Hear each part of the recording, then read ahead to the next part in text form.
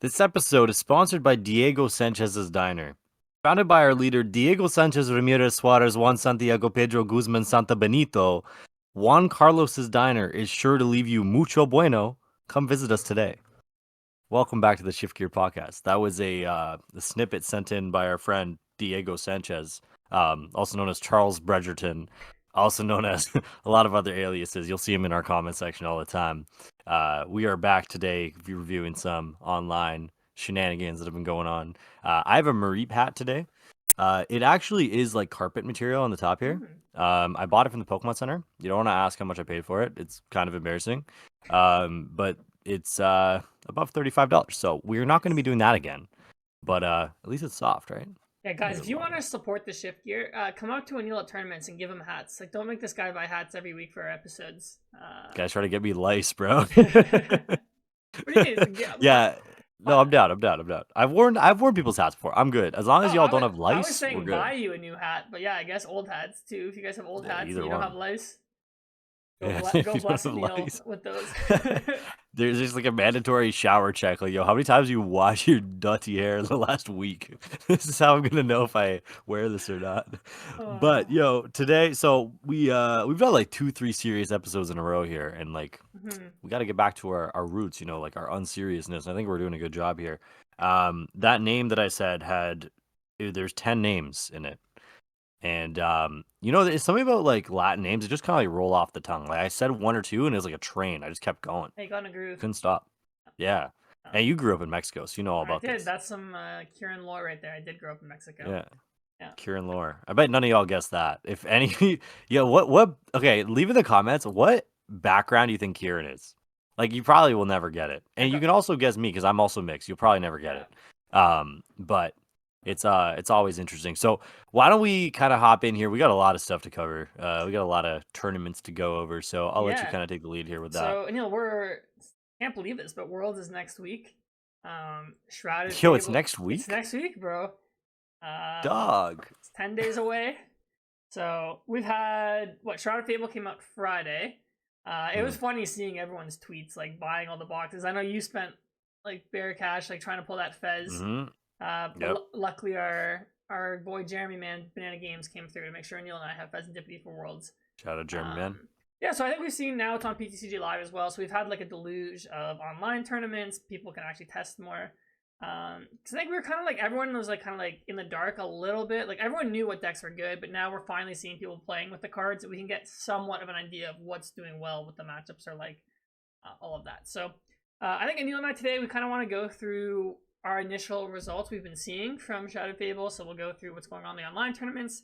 There was a tournament in Japan where they only had Japanese players, or you had to qualify for Worlds to play in it, but there were some non-Japanese players, like Torrid was there, which was really cool. So there was some stuff from that. Then I guess Aneil and I will just talk about like our thoughts in general, about what we've been seeing in our own testing. But we have a lot of thoughts. We have tons of thoughts. So Aneil, why don't we start with the online tournaments? I think these are probably like the day one big things people are playing. So I think the big one that happened was the Tournament of Doom. They called it the World Championship for Tournament of Doom, and they did this weird thing where they had like day one you could switch your deck for day two. So I guess they kind of followed the format of the old World Championships. But the metagame was very interesting. I think as people expected, Regidrago was the most played deck. It had like a 20% meta share, followed by Charizard, which I think is exactly what everyone's been saying. But I thought it was interesting, like Gardevoir was third. It was interesting that Regidrago, Charizard, and Gardevoir, they all had pretty bad win percentages, like 42, 43, 43 respectively, which was really interesting to me. And the deck that kind of has been dominating when I've been looking through these online tournaments is actually Snorlax stall. Snorlax has like a 56% win rate, and Lugia also has been dominating these online tournaments. Yeah, exactly. So let's start here. Let's start with Regidrago, since I think it's the big deck. Why do you think we've seen a poor win rate for the Regidrago deck? I think, okay, here's my initial thought. This could be a hot take, but I played a lot of Drago in the last little while. I think Drago is a harder deck to play than what people give it credit for. And I think a lot of people just pick it up and expect to do well with it. And I think that has a part of the reason why it's so low. I think the other factor is people don't really know how to play the matchups. Regidrago is a very like matchup based deck. You're not really just like one game plan running over everything. So you have a lot of different moving parts, and if you don't have the experience, and I think a lot of people use these terms as testing, obviously. If you don't have the experience, like it's hard to win with that deck. So I think that's probably part of it. And there's a lot of Snorlax in the room. People don't know especially how to play that matchup, right? So I think there's probably a lot of switch bombing, prime catcher ditching, and then they're like, oh well, what do I do now? So I think that's probably the main reason. Yeah, it's actually interesting because, like, in my testing, I found, like, in my opinion, Regidrago is like the S tier deck of the format. And when I looked at some of the matchups, like it was doing, and like this is just one tournament I have open, but like for example, like it had like a 30% win rate versus Gardevoir, and like my experience has been like I felt like I've been beating Gardevoir consistently. It said like it went 3-17 against Snorlax, and I've honestly felt like Snorlax has been fine, 50-50 Snorlax ish is fine. matchup. One Mhm. thing we have seen is I've seen a lot of people like they're cutting Switch from their, or they're playing one, like probably not playing Penny or Turo. So I can see how that combined with like the Ogerpon and the Mimikyu, like you can kind of cheese the Regidrago a bit. Um, I do agree with you. I think people are still learning how to play the deck and its matchups. I think one of the hardest things with Regidrago is understanding like when to V-Star power or not. I think people get really aggressive, or when to cure him or not. I think a lot of people are just curing too early, and then they kind of find they don't have a backup or they can't keep setting up. And I also just think like everyone knows Regidrago is the most popular deck, so I think people are ready for it, right? When I was looking through a lot of Gardevoir lists, I was seeing tons of Mimikyu, for example. We saw Raging Bolt was seeing some play, so I think it's a combination of like everyone's ready for the deck, everyone knows it's the top dog right now, and I think it's also just like people are just still learning how to play the deck. Yeah, I think it's a combo of both. And well, the other thing is too, people are trying weird stuff, especially the first Yeah. tournament. Like people had Noivern, people had Haxoruses, and I'm not saying those cards are bad, but you probably don't play those cards moving forward. Like Haxorus is the one I would maybe consider. Just if Lugia gets big, because you can play Haxorus with a Temple and suddenly it looks pretty good. But yeah, in general, like I feel like there's a lot of room for improvement with some of these lists. Like the core list for Drago is about 55 cards. You have 5 slots of flex. I would say already 4 of them are already taken up by cards you need to have. So you probably have 1 or 2 slots of flex. And there's a lot of bad lists out there that I've seen. A lot of people that are just like kind of trying everything, which you should do at the start of a format. But I think that has to do a lot with why the low win rate is. Um, but like with Zard and Guardy, I'm kind of struggling to figure out why they produced why they did so bad. Like I think Zard's kind of coming down to earth is maybe not all what we thought it would be. But Guardy feels stronger than I think it was initially thought to be. Yeah, so let's stick with Regidrago for a second here. So I just pulled up some lists that I have been doing on online tournaments. And yeah, we're seeing like a variety of attackers. Like this list I have has like Noivern and no Charizard. This other list I have is like very simple. It only has Dragapult and Gudra as the only attackers. It didn't even play Kyurem, which I think is probably a mistake because they have a Cologne in the list, but not a Kyurem. I see like another list here that plays Charizard. So Neil, if I had to ask you, what dragon type attackers and radiant Pokemon, if any, are you playing in Regidrago right now? Which ones do you think are the best? Yeah, so Gudra, Tina V-Star, 2 Dragapults, and a Radzard are my 4 of choice. Oh, maybe I'm missing one. Hang on. Kyurem? I don't think. No, I think I got all. Oh, Yeah, and Kyurem. yeah. Sorry. That's all I feel you need. I like I said, I play this deck a lot. I have all 4 of my cup finishes with this stupid deck. I was planning on just ditching it after a couple because it was just fun to play for a bit, but it started to do pretty well. So we'll see where that leads in terms of worlds testing. But that's the 5 or 6 or whatever I just listed that I would go with. That's not to say that you're limited to those. I actually think Haxorus makes a really good case, like a way better case than I thought it would. I've kind of opened my mind up to that one a little bit. But I think you can maybe cut Gudra. There is a world where you can cut Yeah, Gudra. I've seen Gudra's some still lists do great. it. Yeah, I don't like Yeah. the idea of cutting it, but like if you need a spot, like I said, like you have probably one flex spot after you include the stadium that I think needs to be in there to counter neutralize it in neutralization zone now. So I really think you have one flex spot, and if that spot needs to, if you need another spot, then maybe you cut Goo or maybe you cut Radzard. Yeah, I think it's interesting. So I play the same dragon lineup as you. I just play Mhm. the Gu, Giratina, Serum, and Dragapult. I was thinking about Haxorus. I think Haxorus, like, I actually would almost never would use its like destroy special energy Pokemon. One thing I find is Regidrago is like when I go first, it's you don't actually have a good attacker to just knock out like another Regidrago V or like a Yeah, Lugia V or something. So yeah. Haxorus attack would be decent for that. But I found like the Discard mirror, 3 cards sucks though it too. yeah, it's just like more randomness, right? I have found like Mhm. in the mirror, like if my opponent starts with something like Ogerpon or something, like I just hit it for 200 and then finish it with Halucha later or like Dragapult. Yeah. Um, And okay, how are you even feeling about the Radiant Charizard in the deck? Because we see it seems it's like kind of split if people are playing that card or not. Yeah, I'm a big fan. I've used it a lot. It's the way I utilize it is kind of at the end of games. Like, I'm not really using it to prize trade differently. It's more so just, all right, I'm out of E-switches. I got nothing left here. It's a good one prize or one energy attacker. The one other thing that I would say about Radzard is you start it, you're in trouble. Now you've Radzard and Kyurem in there just as like jank starters. So it has kind of pushed me towards wanting to include a Taro. But again, it goes back to my original like statement of you have one flex spot. So Yeah. you're getting one or the other. So I do like Radzard when I don't start with it, but I have started with it a few times, and it is very, very difficult to pull off. The one thing it does do really well, though, is go through Mimikyu. So I do like it for that. Yeah, I think that's decent. I think the main point you brought up is I find like it's very hard to set up 3 Regidrago when you play this deck. Like I feel like you set up 2 and that's all you're gonna get. Hmm. So just having that Radzard at the end of the game, just like a 1 energy attacker, is like normally enough to like almost like push you over the edge sometimes, Hmm. which has been really nice, I think. Um, okay, cool. Let's move on now. So we kind of like moved into Charizard. So I think Charizard is the other most hyped deck from this format. So it obviously got the Dusknoir line from Shrouded Fables. But we've also seen people playing the Mochi build with the P.E.K.K.A Runt EX. So I don't know how much you've tested Charizard, but where's your head at about which version of Charizard you prefer right now? It almost feels like the one is doing a little bit too much as I do like it and how pretty it is. I do think the Pekkarant and the Mochi is a little much. The list is already pretty tight, as we know. Mm-hmm. And I think we've gotten to that point of the format or of like this card pool where there's so many good cards just in existence that it's tough to justify one over the other. One thing I will say is if Regidrago is going to be the best deck going into Worlds, you want to have a good answer to it. And I think Pekkarant plus Mochi is a good start. I saw someone tweeting about gouging fire, which also is really, really interesting in that deck. Mm-hmm. Just because I feel like you fall behind pretty fast against Drago when you're starting, right? Obviously, like you're only hitting for 180, so it's tough for you to take knockouts. What you can do is hope they bench a Mew or something, sure. But I think what's a little bit more reliable is maybe using a Pekkarant or a Dusclops. The problem with Dusclops is Regidrago is really fast, and they'll probably pick off another one prize to even that trade. So, I mean, like Zard's in a fine spot. I still have like full confidence that somebody is going to crack this list. I've said this from the start. I think someone's going to crack this list and bring it to Worlds. I'm sure the top testing groups are all on this, giving it a shot. Like Zard is inherently strong, will be inherently strong, and if you can find a way to beat Drago, it is a fantastic, fantastic call. Yeah, I mean, I just scrolled through and this one term Doom. Like, it just seems like most of the top Charizards were playing that Dusknoir.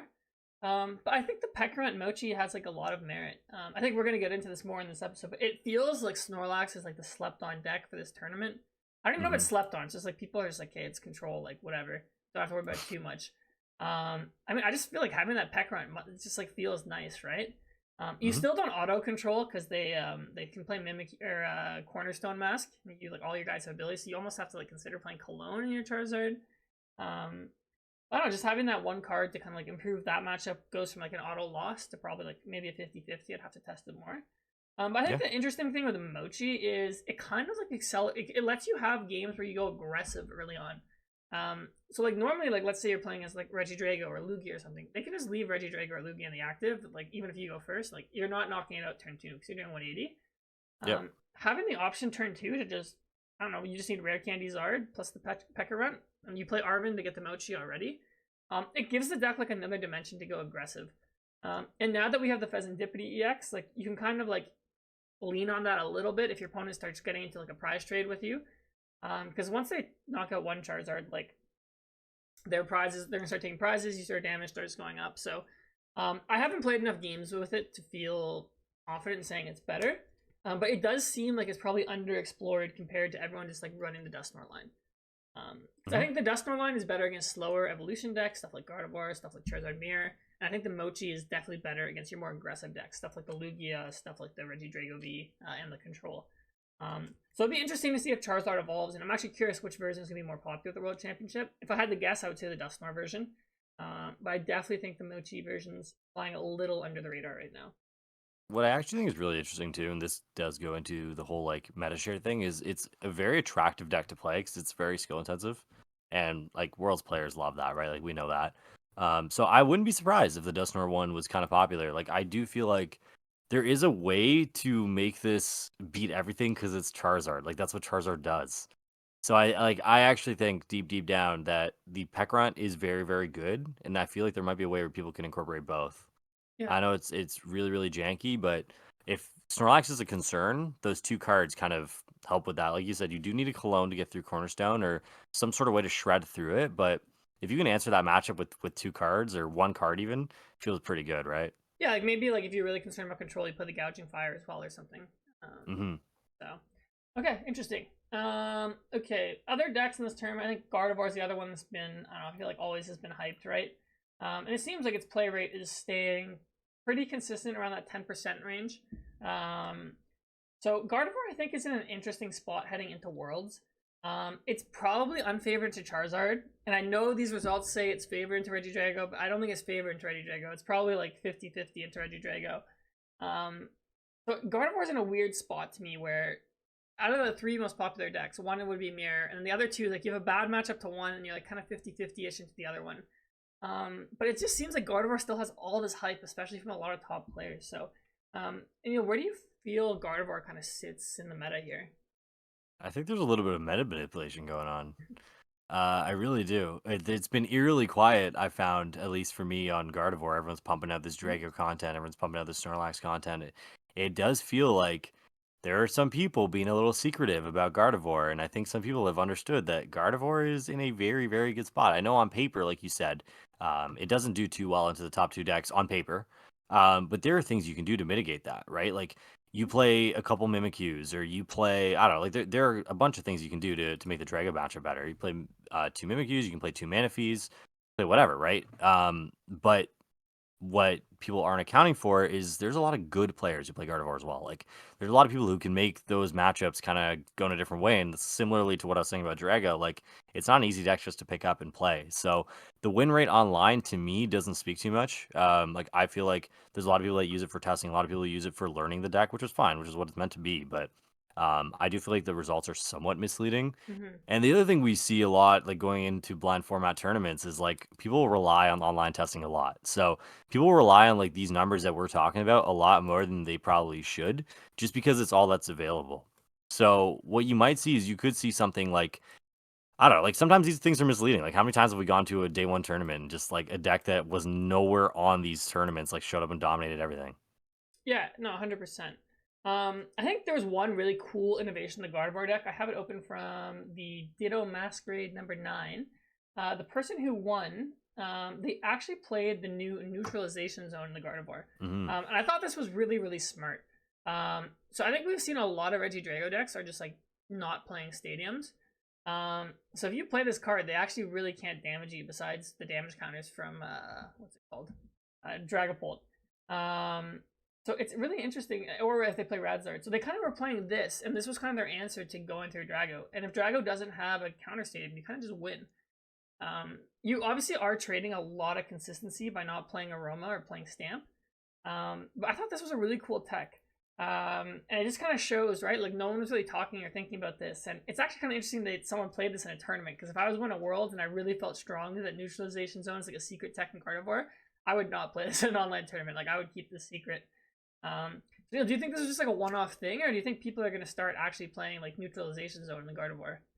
I legit think it swings the matchup like crazy, like you said, right? The other thing is too is sometimes Drago has to dig a little deep on turn one, especially against Gardevoir, because you have to maintain a tempo. So you dig a little deep on turn one. Everyone's kind of playing Squawk now. You're discarding your one up stadium if you do play it. And then if you dig deep again on turn two with a Legacy Star or something to try and hit a Curum, which obviously we know is an interesting play to go for an early Curum. I don't Yep. love it, but people do it, right? So if you go for another Legacy Star and then suddenly your stadium's gone, you Legacy Start for something different, and then neutralization zone comes down late game, the game is legitimately over on the spot. Yeah. So you think about that. Like you're at Worlds, you're grinding out a long game one, no one's really thinking about it, and then you just drop a neutralization zone. You've effectively guaranteed yourself at minimum a tie because you're not finishing two games, most likely, unless you get donked. Obviously, you don't want ties at Worlds, but I think you could that finish two card is strong. games against Drago. Drago's a fast deck. Mm, I mean, like as a Guardy player, you can manipulate the clock pretty good to make sure you don't. I guess so. I think Worlds players normally do that. like you can finish 2 games. I don't think you can finish 3 games. So Yeah. if you win game 1, like you're in a good spot. So that one card swings everything, man. Like as a Draco player, I don't even know what you do about that. You need to play a stadium. You need to account for it the entire game, not Legacy Star. And if you discard it, you gotta hope that your Legacy Star can pick it back, or that you don't need a Legacy Star for 2 other cards, because then you are at risk. Yeah, it's actually interesting. Like if I was playing Regidrago at Worlds and I play against a Gardevoir, like I feel like I would respect this card. I would be like, oh, You have to. until I've seen their ace spec, I don't want to like just lose to this. So, yeah, it's interesting, and we see here like they're packing the Mimikyu and the Klefki. Like both cards are really good against Regidrago. So yeah, I think that Gardevoir is like an interesting deck. I think everyone knows the power level of it. Is there's very clearly room for innovation, and like Gardevoir is a deck where there's different ways you can build it. So depending on your expected meta, you could have a Guardy build. So I feel like I have to say, like I feel like at least one Guardy will make top 8 at Worlds. Oh yeah. The deck is just like too good, especially in the hands of great players, and someone will find like the right meta read and hit the right matchups. Like to me in my head, like I feel like if you tech it hard enough, you can make Drago probably a 60-40 or 55-45. Like this list, I'd say is like the one that plays the Mimikyu neutralization zone. That's probably like favorite into Drago. Right? And like you have such a powerful deck favored into the best deck in the room. Like that feels pretty good. That's why I feel like there's a little bit of manipulation going on, because I haven't heard people talk about it. Like it's just a typical like Pokemon player. I'm not going to say anything and then pull up to Worlds with it kind of angle. So I don't know. You might have heard it here first on the Shift Gear podcast. Yeah. So definitely a deck you'd need to be aware of. I think if you're playing Worlds, especially like for the top players. Okay, let me go back here. So I think we can say the big 3 are probably Gardevoir, Charizard, Regidrago. I'd say Regidrago is probably comfortably at the top. So I think another deck that's kind of been picking up steam and it's been kind of crushing these online tournaments, if we're being honest, is Lugia. So Lugia has, on paper, a good Regidrago and a good Charizard matchup. And it seems a lot of people in Gardevoir have been cutting their Sinnohs and Enhanced Hammer, not respecting Lugia. And I think if Gardevoir doesn't play a tech, I actually think Lugia is favored into Gardevoir. But you know, how do you feel about Lugia going to Worlds? Because I feel like on paper it's a fantastic play, but every time I play Lugia, I'm like, oh man, like draw a pass, like read the wind, all that. So Yeah, I was hoping we'd talk about Lugia. This deck is good, man. I think towards the end of even the Twilight format, a lot of people started to realize its power as well. Lugia feels good. It feels like it's one of those decks, like obviously, like you said, you got to high roll a little bit, but this is Worlds. You have to high roll. I would not be surprised to see Lugia do incredibly well in this tournament. It doesn't gain anything from Shrouded. It's not like a super sexy, attractive pick. I get that. But if you get set up, you get going. Those mice are a problem for Drago. Legacy Energy is a problem for Drago. Legacy Energy is a problem for Guardy. Like there's a lot of things going for you. And obviously with Chinchino, you trade well into Charizard. There's just so many positive things coming out of this deck, and just the way you can kind of control your board as well is really attractive to me. In the sense of like you don't need to bench 2 prizes after you get down your chops. Bar Luminion, I guess. yep. And you have power to Bear. Bear is pretty good. Yeah, Bear's a fantastic card. Yeah. Yeah, Bear Legacy Energy at the end of games, unbelievable. So, like, it almost feels like Lugia might be showing its hand too soon. Like, that's my only concern for it. Like, there is a lot of results for it. There's a little bit of buzz right now as well, where Lugia is, I don't want to say easily counterable with Sinnoh, but definitely can be derailed by people playing Sinnoh and Enhanced Hammer. Yeah, for sure. I mean, I think going to NAIC, we saw Lugia had like the best winner online too, and it didn't really convert. I think a really cool innovation we saw was from that like Japan testing tournament. The player who won, he played the Chinchino build, but he played a Weird Ear in his deck as well. I thought that was actually really cool because if you've played against Regidrago, they can do one turn where they cure him and they just wipe your board of your Chinchinos and Minchinos. So having Weird Ear as a finisher is actually pretty interesting. So it's like your opponent thinks they're safe, right? Once the Chinchinos get eliminated, but you just throw that out of nowhere. So I think my I don't know if this is a hot take, but I think besides Regidrago, I actually think Lugia is going to be the most played deck at Worlds, just because I think it's one of those decks where it's like on paper it's good. It's a lot of people's backup or default decks. Like if it's like the Thursday night before Worlds and I have no idea what to play, I might just be like, all right, let's just run Lugia, run hot. Yeah, do well. So I mean, I think a lot of like the masses will play Lugia, and I honestly think it's a solid play. Like you are kind of putting your run a little bit in the hands of if you're getting those turn 2 summoning stars. But when the deck like gets going, like its matchup spread is just like so fantastic. it's also fast, right? Like that's the other thing we were mentioning, where like you want your deck to be fast in this tournament. So it's fast. It's better than Raging Bolt. Has a bit more like skill expression as well. So, I mean, I don't mean to pump Lugia's tires like crazy, but I really do like it as well. Yeah, no. I've been burned by non-Silver Tempest Lugia too many times, but Yeah. again, I might get tempted by it one more time. You also beat Snorlax, which is another really Yeah, important that's factor to another. this. I was looking at the matchups for it against Snorlax in like the like in general. Where I had it open here. Hmm. I remember it wasn't as high as I thought it was. Okay, actually never mind. It was 58%. That's pretty good. It should be pretty high, right? Yeah, Because you have answers even to Ogremon with the yeah, rats, so you're chilling. yeah. Okay, so I think Aneil, let's. Why don't we talk about Snorlax next? Because I feel like Snorlax has just been like kind of like dominating a lot of these tournaments. It just feels like it's for its play rate to its conversions into like cuts and I was like I don't know, like matchups is just good. Like that Japan tournament, like I think it like had 2 spots in top 8. If I open up like the Tournament of Doom Day 2 thing, like I'm pretty sure it had like how many in top cut. Okay, actually, not that many in day 2, but I know at the end of day 1 it had a bunch. I was looking. There's a great tweet here from Omnipoke where he was like going through the points on these online tournaments that decks are getting, and Snorlax pretty much has the same as Regidrago, even though I'm sure Regidrago's play rate is probably like 4 or 5 times as much. Yeah. So it seems like Snorlax stall is in a fantastic position going to the World Championships. So like on paper, like you're strong into Charizard, you're pretty decent into Gardevoir. It seems like it's beating Regidrago, even though I feel like the matchup's pretty close. So I just said like you're favored or 50-50 into the big 3 decks. So now, where is Snorlax in the equation of decks for the World Championship? I think Snorlax is in a spot where it's so strong, but the format and like the time rules and stuff like that might be the only hindrance to it. Um, I feel like Snorlax is for people who drink milk out of a glass. That's that's the way I look at it. It's like it's that like super federal oppy deck. Mm-hmm. And like I don't know, maybe I'm wrong, but like people who drink milk straight out of a glass, to me, they're complete ops. Just like beds, like ops, whatever you want to call them. I love y'all. I know some of y'all probably drink milk out of a glass, but it could not be me.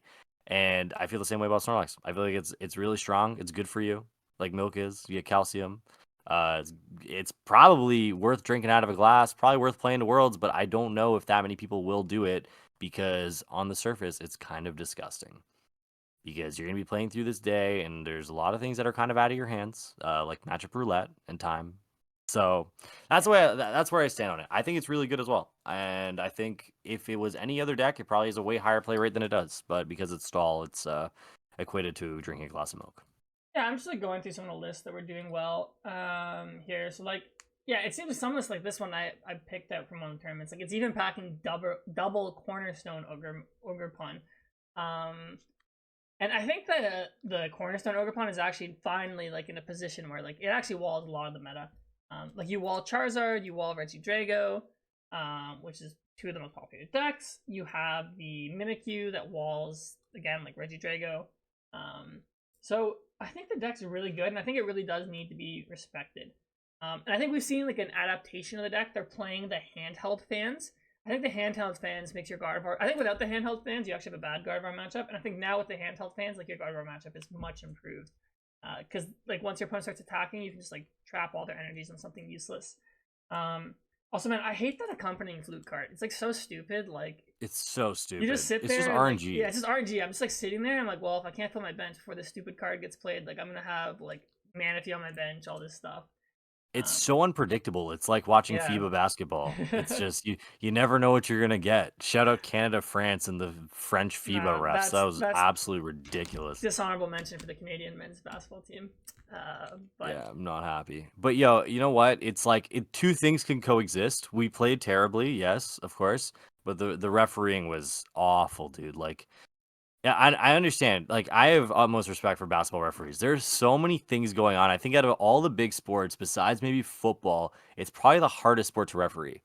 And I have a lot of respect for them. But man, like, have you seen those tweets of like those guys in like helicopters looking down to a baseball yes, stadium I've yelling seen like, this "Ump, tweet. that was clearly a strike." Like, even with my like bird's eye view through my like 40-inch TV. I'm seeing these guys are just, oh my god, dude. It was brutal. It was brutal. And like to be beat by a France team who has two bigs and nothing else, and Evan Fournier, bro, get No, out of here, it was man. it I'm was a pissed. very tough watch. I was very Jamal sad. Murray's on fraud watch. I know it's too bad. Kitchener's finest. He used to work out at my university actually. I've seen him there before. But Oh yeah, he's from Kitchener, right? Kitchener, yeah, from Waterloo. Kitchener, True. Waterloo. Shout out Jamal Murray, bro. Yeah, shout out Laurier Athletic Center, a complex. Yes, Sorry. shout out Laurier Athletic Center. For all our American fans, I'm sure you guys are just as bored as us, to be honest. Like, your team is so good that it's not even fun to watch. Yeah, I know. If USA doesn't win a medal, I'm like, there's something seriously wrong. They survived Bruno Caboclo, yeah, so they're going. Yo, shut up, Bruno Caboclo. He's ready. Former Raptor. Yeah, so yeah, I think our takeaway is just Snorlax is very good. Respect Snorlax if you're going to Worlds. If you like playing Snorlax, it's probably like the best meta it's had in a really long time. Mm-hmm. Actually, if you play Charizard, would you play Cologne or no? I don't know. I feel like there's got to be a better answer than a clone that can get milled by Airy and Misfortune Sisters. I don't it know. feels kind of bad. Hmm. It's just for Ogremon, right? And Mimikyu, I guess. Yeah, mainly for you Cornerstone. can get through one, not the other. Yeah. I don't know. Is there a way to get through Ogremon? Is there a Charmeleon that doesn't have an ability? Yeah, there is. But then, like, I don't know. I feel like you're just gonna counter. Actually, it doesn't even work because Pekarunt can't move Charmeleon to active. You can't move non-darks. So, yeah, I don't know. I'd have to think about it more. But yeah, maybe gouging fire. I don't know. I'm sure there's an answer some top testing group has. Yeah.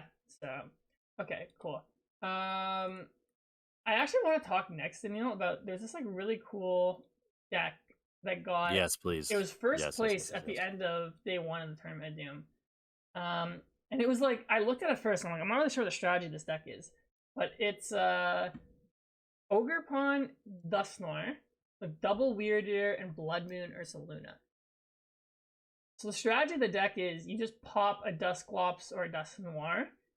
Since your deck is all 2 prizers, so you don't care about giving up 1 prize somewhere, and you kind of use that as like either like a quadruple like plus power or like a just a way to like take knockouts with Ogerpon, like early in the game on something like I don't know, like Regidrago V or just like another 2 prizer, and then you kind of use Weirdeer and Blood Moon to keep up your prize trade. And the deck utilizes Mew and Fezandipiti kind of as a straw engine. So I'll be honest, I played 0 games with this deck. But it actually seems like really cool. Like this is like one of the really cool innovations that I think we've seen. So what are your thoughts on this deck? Yeah, I also haven't played with it. I was like sitting there for 5 minutes just staring at my screen trying to figure out how it works. I ended up reading the guy's like thread. It was actually really, really interesting about how it works and stuff. I think it's actually really cool. I don't know what you really do into. I guess Zard's not really a problem because you're a grass type. I was gonna say I don't know what you do into Zard, but I guess that's a non-issue. It feels like it's kind of it's aggressive, but it has a little bit of room for skill. Like it feels like there's a lot of layers to this. I also saw a build with literally 4 Duskull, 4 Dusclops, 4 Dusknoir that just played that and a bunch of bears. So like the off yourself plus bear strategy seems pretty good too. Like that seems to be something that's happening, and Weirdeer opens up a lot of gates as well. Where I think you struggle is maybe into 1 prize decks, although Lost Box is more or less extinct at this point, which we'll get into in a sec because I actually have some thoughts on that. But there aren't really very many strictly 1 prize decks right now, so yeah, maybe the time for it to shine, really. Yeah, no, it's definitely. I saw the guy didn't do too well the next day, but I mean, did he play the same deck? It's all good. Yeah, it was 1 and 3 the next day. Ooh, okay.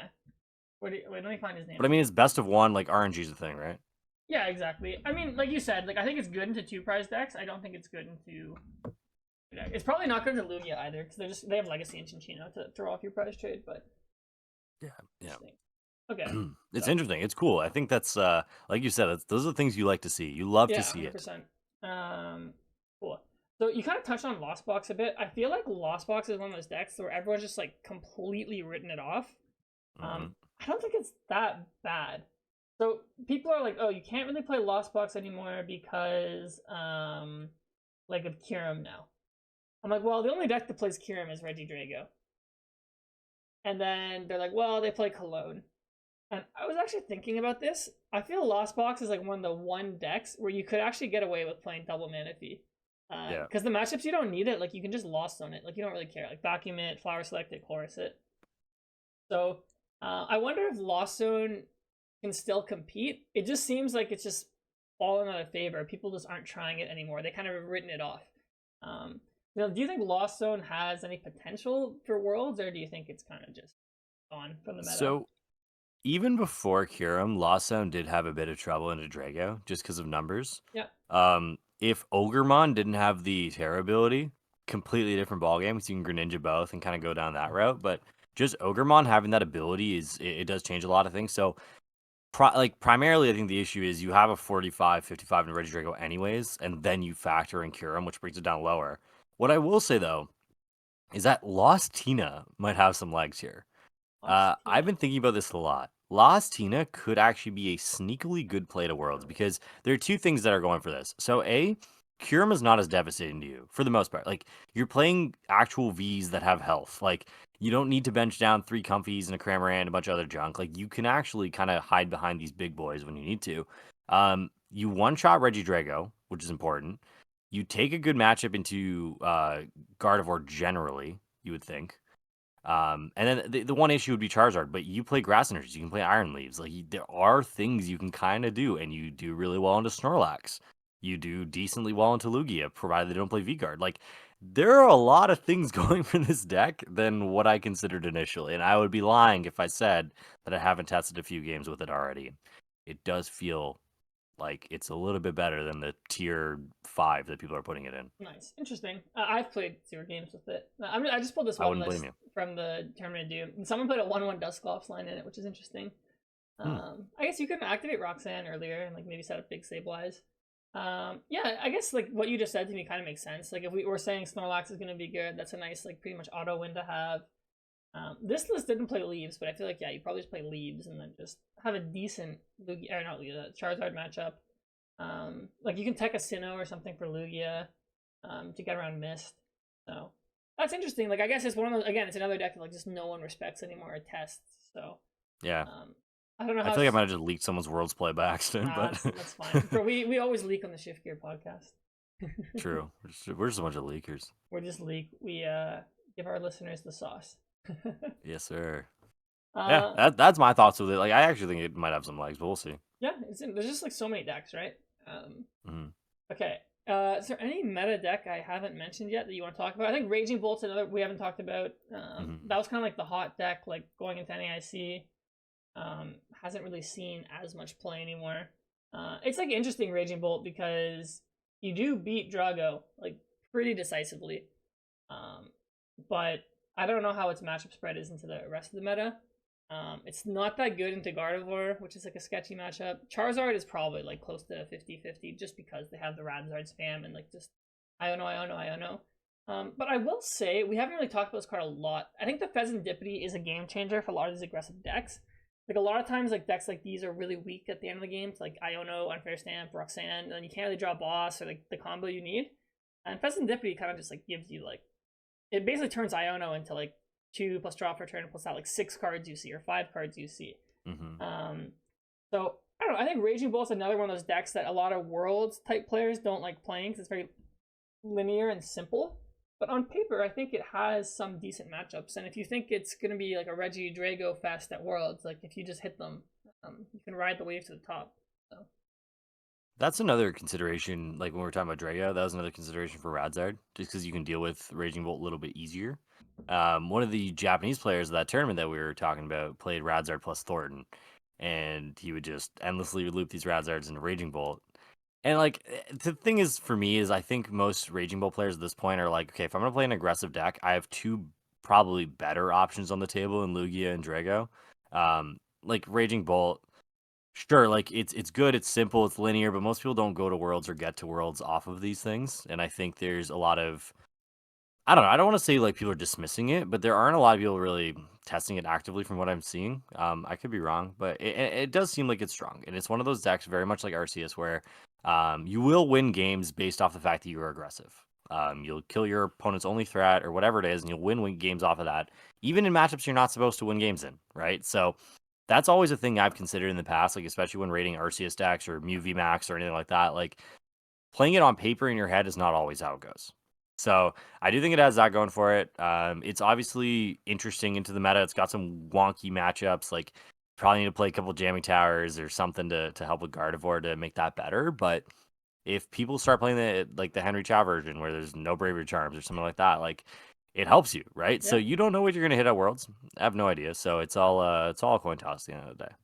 Yeah, it's interesting. It's definitely one of those tier 2 decks, right? It kind of feels like it's just matchup roulette if you're gonna have a good day or not. Which, if Hmm. you're okay with, then that's a decent play. Okay, there's some like other decks we haven't really talked about, like Chen-Pao, like my favorite deck. I don't think Chen-Pao is actually that bad. I've found the Regidrago matchup when I go first. I found myself like winning like a decent amount. When I go second, I haven't found like a single line I can take to win, assuming they don't brick. Um, but like it's good into Charizard and it's good into Gardevoir, which is pretty appealing. The problem with it is like it loses really hard to Snorlax, which is kind of sketch to lose to. Its Lugia matchup is kind of like a who goes first simulator. Um, so I mean, if you like Chen-Pao, like I do, like it's one of my considerations. I just think it's kind of like tier 2 right now. We have like Miraidon. It's like another tier 2 deck, but it's like I don't know. I just feel like there's better aggro decks than like I've better. seen it popping up a little bit here and there. Yeah, here and there. I think. Um, I don't know. I've never liked Miraidon though. Yeah, me neither. um, and then like another deck that like people are hyping a little bit is Iron Thorns. Because apparently it beats Regidrago and like Gardevoir, and obviously it auto wins Lugia. Um, so I don't know. Have you played enough games, Neil, with Iron Thorns to like have an opinion on it? I wish I could say no, but the answer is actually yes. We were considering this for a little bit. Iron Thorns. I played against it probably 5 times. Played with it probably 10, 15 times now. Mm-hmm. The deck feels pretty good. I think there's some lines in Drago that people are overlooking that make the matchups better. In general, like rolling iron kind of shuts down their entire deck. So people aren't really realizing that for some reason. They're losing to Iron Thorns. I understand it's tough to get it up, and once they start killing your dudes, it does get a little difficult. But there are lines you can take to improve your Iron Thorns matchup if that is a concern. What I will say about Iron Thorns is it's also not a very Worlds competitor friendly deck, and I know we keep referencing this, but in general, Worlds competitors, I know it's bigger this year. There are going to be like a larger group of people than there normally is, but that's not particularly appealing to most people, just sitting behind a bunch of Iron Thorns flipping crushing hammers all day. I think it's even hard to sell that to a player at like Baltimore regionals with like 3,000 people, let alone at the World Championships where everything's on the line, right? So that's the way I look at it. I think the stakes might be a little bit too high for Iron Thorns, but it does boast a strangely decent matchup spread. Yeah, I'm just looking at this one build. Like they played like 3 cornerstone masks as well, so they're really targeting Regidrago, Yeah. which is kind of funny. Because I mean, yeah, Regidrago they can clone once, they can V-Star power once, and then they're kind of done using clone. But they can attack with like the normal Regidrago. Um, so I don't know. In theory, Iron Thorns actually seems decent. It just seems like its play rate is so small. But I know it's been doing decent whenever it has seen some play. So I hope this deck isn't good because it's literally just like the most boring deck ever. You literally just sit there, like watch your opponent play disruption cards. Uh, Yeah, it's boring. but yeah. There's one more deck I actually want to touch on if you don't have anything else. Sure. What deck you want to touch on? The Roaring Moon EX. Okay. It has peeked its head out very randomly. So it's a Roaring Moon Squawk icon on Limitless there. It's just a very aggressive deck. It's a very aggressive deck that basically aims to destroy Regidrago, and it does a pretty damn good job at that. Um, with Roaring Moon, I think the issue is Gardevoir. It always kind of has been. But now what happened is Gardevoir no longer has Shining Arcana. So you can target down that EX every single turn, and there's not a whole lot they can do about it if you play a Jamming Tower to knock out a Drifloon or something like that. So it's not terrible. Obviously, you lost Moltres, which does hurt. Yeah. You still have Dark Patch, you still have Sada, and now you have Fezandipiti to play late game. You have Mew, you have Greninja. Like, it's not that bad. And I was thinking about it earlier. Like, its matchup spread is so interesting to me. There's so many things going on. You can even play Pekkarunt if you want Yep. to beat Snorlax.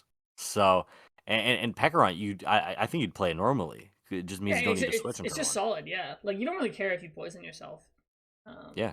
yeah, you basically you auto install because you have the baby Roaring Moon that can attack through both cornerstone and mimic you. Yeah, maybe I need to try this deck out a little bit, see where it's at. My mindset is kind of like for worlds testing. Like I can try all these like tier 2 or fringe decks and put time into them, or I can just dedicate time to play like the best decks. Yeah, And merit them. that's valid. Yeah. Like you can also abuse the Merc trio really well. Those like Merc dark guys. Yeah, I've actually been. I was gonna bring that one up too. I've been messing around a little bit with that deck. It's like pretty decent. Like it's not that hard to like attack turn one. You play Janine's like secret technique or whatever it's called. You have Dark Patch obviously.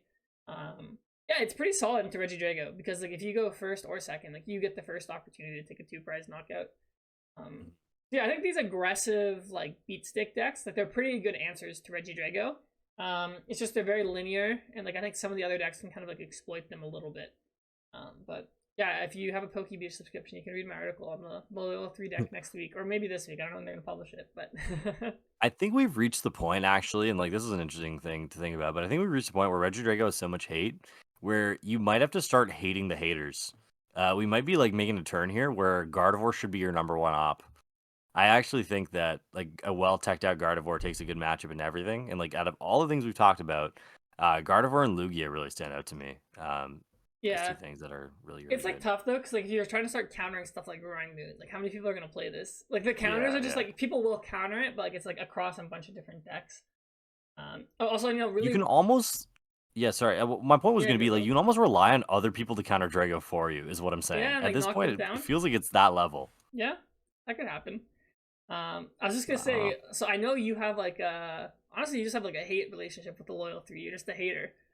Uh, Tatum. so I actually went on Bulbapedia, Neil, and I read the lore of the Loyal 3, and I'm Hmm. actually gonna say I think I agree with you. They're a bunch of like waste men. Like, what's it They called? are, bro. Bro, I didn't realize like they like basically like steal from Ogerpon, and like Yeah. everyone thinks they're like the heroes of like the town, but like apparently no, like they tried to like fight Ogerpon, and then Pekkarunt was like evil or something too. Yeah. So they're actually just like How bad can you people. rate the Merc trio? You No. can't. They're waste mans, bro. And like, so the other thing with Pekkarunt too is Pekkarunt goes around the town like poisoning people. It's ridiculous. So I am now a hater too, Anil. Pekkarunt created COVID. I'm telling you just now, bro. It wasn't Rudy Gobert. It was Pekkarunt. That guy's a rat. I don't like Pekkarunt. Yo, I don't know, man. Like just from playing through that game, like Ogremon, such a likable character. I rate Ogremon. I know you love From Ogerpon. yeah, from seeing the cards, I didn't like Ogremon. And then I played the game. I was like, this is sick. And then anybody who touches Ogremon, it's on site, bro. So the Merc trio, if I ever see them in the street, I swear to God, not gonna end well for the Merc trio. Nice. Yeah. Bunch of rats. I like the designs of the Pokemon, but I don't like. I can't rate the backstory. So they are the Merc. They are the Merc I do like trio now. Fezandipiti's design. I hate the other two. I mean, I like Monkey Dory's design. I don't really like Fez that much. Really? Yeah, I don't know. Fez is But like a badass bird. It's like if Articuno turned like dark type. yeah, but isn't that just Galarian Articuno? Isn't that Dark type? Yeah, I suppose. It actually is very much Galarian Moltres. Yeah, that is true. It is. That And one's then Monkey actually Dory just I don't know, Monkey Dory just seems like a waste man to me. Like in every like group of three, like teenage boys group of three, it feels like there's always like that one like troublemaker, just like short weirdo. Monkey Dory is that guy, I think. Like he's the guy who sits on like the green electrical boxes, knocks over people's bikes, like robs the corner store. Like I don't rate Monkey Dory, bro. Don't uh, like it. nice. Actually, speaking of Fezandipiti and Yell, like we've touched on it a bit. Like the card to me feels like far and away the best card of Shrouded Fable, and then, like when I just like go through decks, like almost every single deck is playing this card. Like the only decks that don't really play it are like Gardevoir, Snorlax, and I guess Lugia. But it seems all these aggressive decks, like I think, like just think stuff like Roaring Moon, Miraidon, like stuff like that. They've always struggled with like disruption or just like chaining combos, but like it just feels like Fezandipiti kind of fixes that. Hmm. And I actually saw a tweet from good friend of the pod, Mike Touche, where he's like, "Is Fezandipiti like unhealthy for the game?" And I almost was like leaning towards like I kind of feel like it is.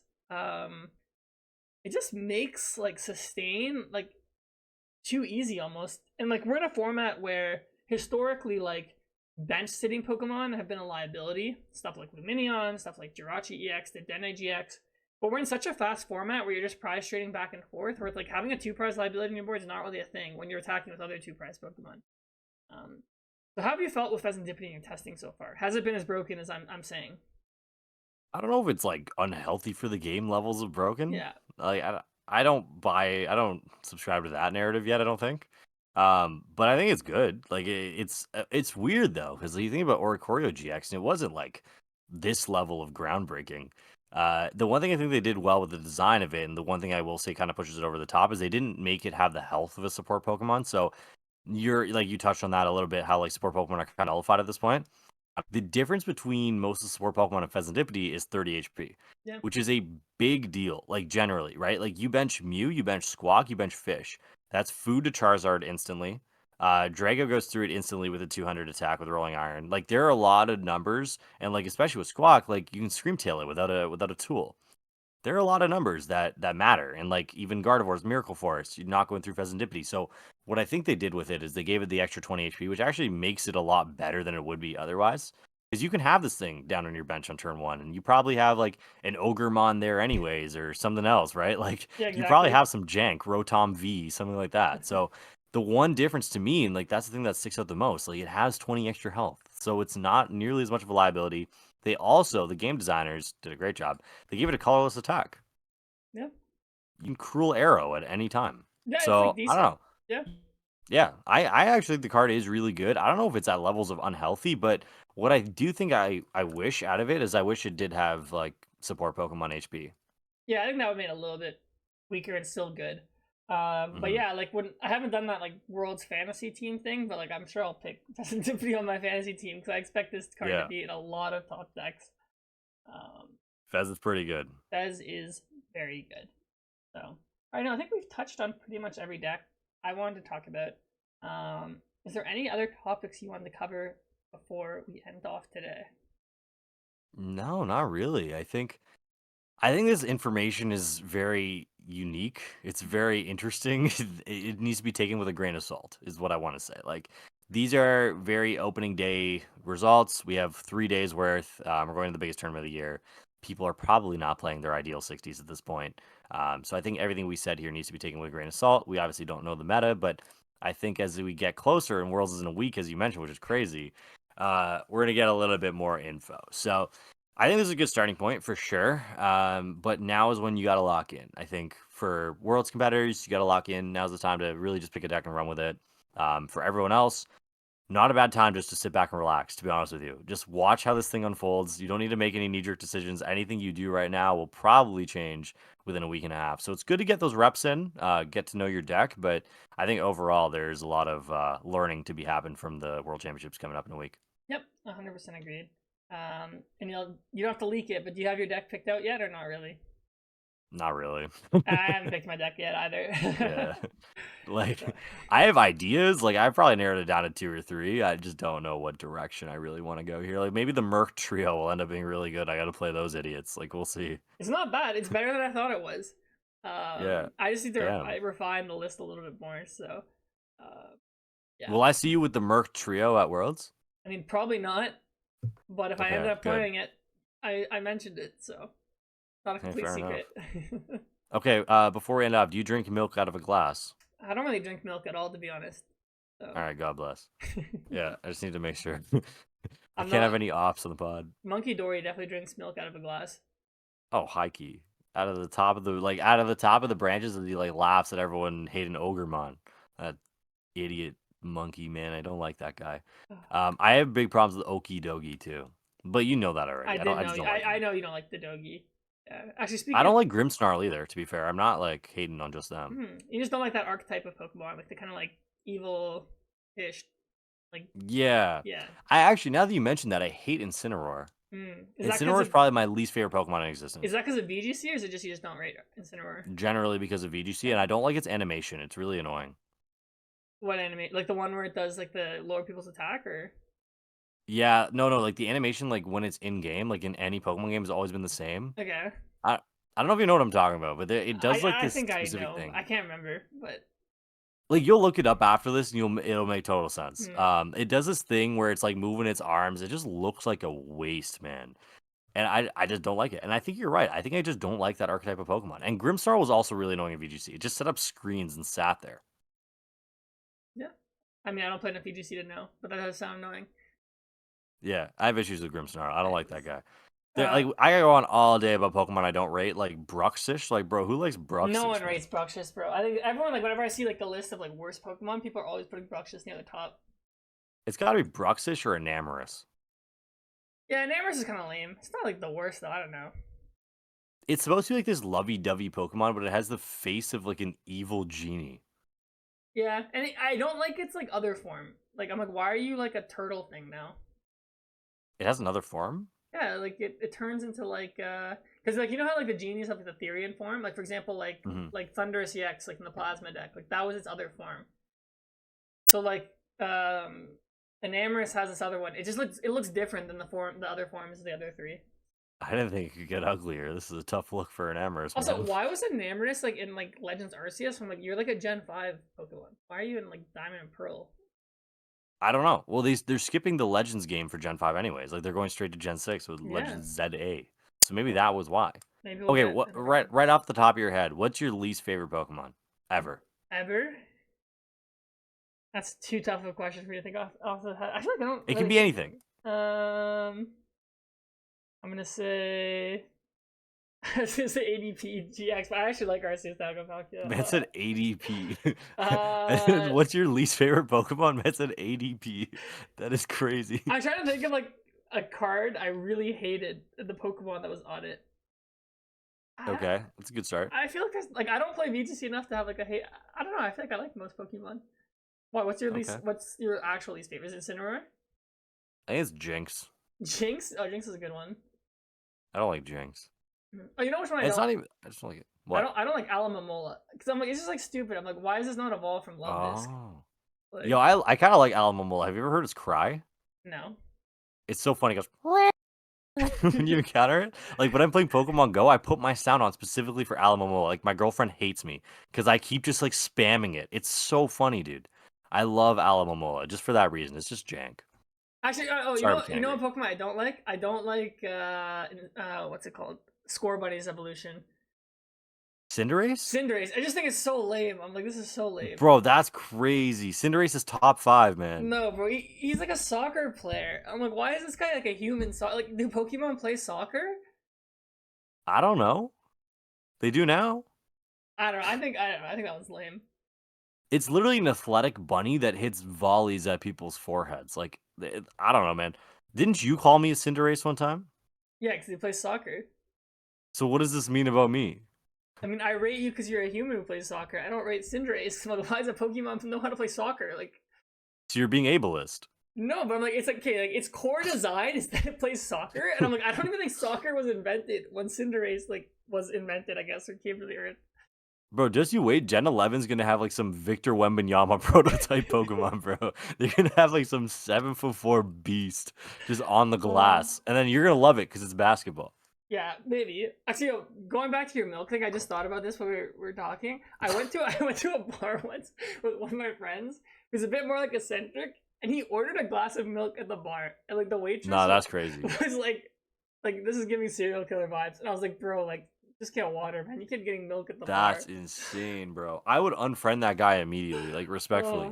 Like I'm sure he's a great guy, but I can't be around that kind of energy. Yeah, That is I ridiculous. was a little like embarrassed to be associated with that, but I was like, all right, whatever. You do like I respect that you do you, man. Like, yeah. I've gone to a bar a couple times, gotten like a juice box or something, like just because you're just not feeling like, Yeah. bro, I have a juice box right next to me right now. I love juice boxes. They're live. Peach cocktail, bro, can't go wrong. Yeah. So, all right. Anyways, I think we spent the last like 10 minutes of this doing some jank, Just rambling, yapping. But I think that's Sorry, part of what makes the shift gear the shift gear. So, we gave you guys a lot of serious analysis the first like hour or however long that was. So hopefully you enjoyed it's that. It's part of the deal. If we give too much seriousness, you got to take. Yeah, exactly. Yeah. We needed to let loose here at the end. Too much seriousness for us. Yeah. Yeah. So we'll have one more episode before Worlds next week. Maybe we'll just do our final predictions for everything. If you guys have other topics you want to discuss, put in the comments. You can join the Shift Gear Discord. We also take video ideas for that. Like last week's video idea came from someone in the Discord. So definitely join that. Other than that, I don't think there's anything I need to plug, Aneil. Shift Gear bucket hats, soon time, bro. They're in the works. They're gonna look so good. My dream, like my absolute dream, is to walk into a regionals one day and just see like 10 mans wearing a Shift Gear bucket hat. Oh, it's gonna be awesome. So we're gonna have blue tops and red tops. So they're in the works. They're gonna be ready very, very soon. We're just trying to find the fabric, make them high quality. You know, we're not trying to be those fruit of the loom mans. Like we're gonna get it right.